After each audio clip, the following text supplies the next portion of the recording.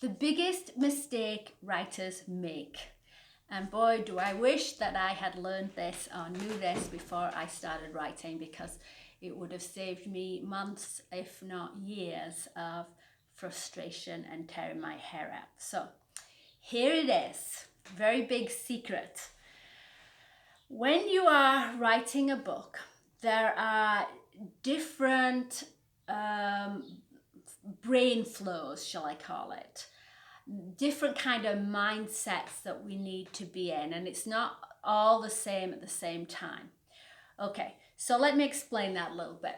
There is the core writing style, and this is probably what you normally would think of as writing. That's when you're sitting down and you are actually writing. So you're actually writing the core content, and you're actually, writing the meat and potatoes of your book, and you're sitting there and you're creatively writing.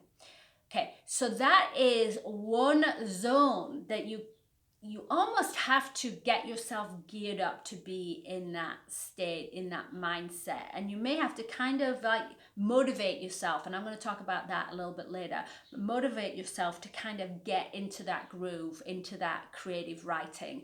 And you can't. People find it very difficult to just kind of be physically doing stuff and be busy, and then come and then all of a sudden, like switch and, be creative. And I've got some techniques, but we're going to basically speed write. This is when you're almost it's almost subconscious. You are writing and you're putting words down, whether you're typing, whether you're writing by hand, whether you are recording, which I'll talk about. You're speed writing and you are out of your conscious thinking mind. You are creative, you're using your right brain, and you are splurging out words, and you're not caring about your spelling or your structure of your sentences. You are just in your right brain flow. Okay, so that's one way, one style, or one part of writing. Then there is your editing. Now there's different kinds of editing. The editing can mean different things. So editing can be kind of the overall advising somebody on how to change and do things. Editing can be copy editing, which is what I really mean, and editing can be proofreading. So let's talk about copy editing. When you're copy editing, you are going through what you've written. You're going to see some kind of big glaring spelling errors and things like that and change them. But mostly what you're doing is you are restructuring the content. You are creatively adjusting your work that you've already done. So you're kind of in a middle flow. You're using your right brain and your left brain. Your left brain is picking up these faults that you find, the spelling mistakes or grammatical errors, but it's also using your creative right brain to say, okay, I could word this sentence a little bit better. So you're in a completely different mode that's using both your right and your left brain. You're both creative and you're also a little bit technical. And then there's a third mode that you're going to be in, and that is when you are completely using your left brain. So this would be like when you're structuring, and this would be at the end when you are proofreading. So when you're proofreading, you are going to be totally in your left brain. In fact, I have some tricks on proofreading where we do it backwards, because we don't want to engage that creative side of you. We don't want to get kind of involved, and we don't want to actually be reading what we've read. We don't actually want to be kind of carried into the story or into the content. We want to be completely objective, and we're just checking our grammatical errors, our spelling errors, or we're writing this, we're kind of organizing the structure, but it's in that left brain flow. So there's these three completely separate modes of operation.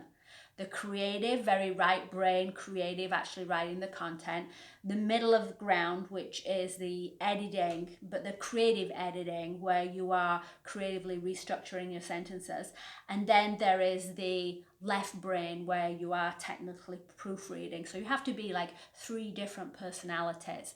we don't easily switch from one personality to another. So it is very, very difficult to go back and forward. And so the biggest mistake that writers make, and I definitely fell into this, was that we start writing, we just start the book from, chapter 1, start writing, and as we go along, we go, yeah, that didn't sound right, and we go back and we kind of re-edit that.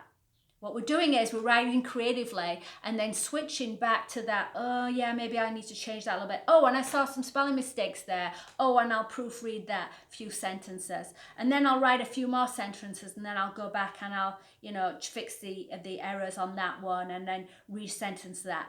That is totally the wrong way to do it. And I fell into that trap. And that is kind of, I think when people first start to write for the first time, that's what they do. They try to do it all. They try to write, edit, and really use their left brain and do the punctuation and the spelling and everything else. You can't do that. You can't mix them. So my advice is that we actually create a time and a space that we're going to do our creative writing, and we say that is only what I'm doing. Right now I am only concentrated on doing my core writing.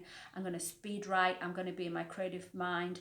I'm going to be kind of a little almost like out of myself, almost subconsciously writing and creating. And then when I've had that time slot and done that, a completely different time, I'm going to come back and I'm going to do that editing, and a completely different time again am I going to do that proofreading. So there you have it. That's my secret. We don't mix those zones of operation.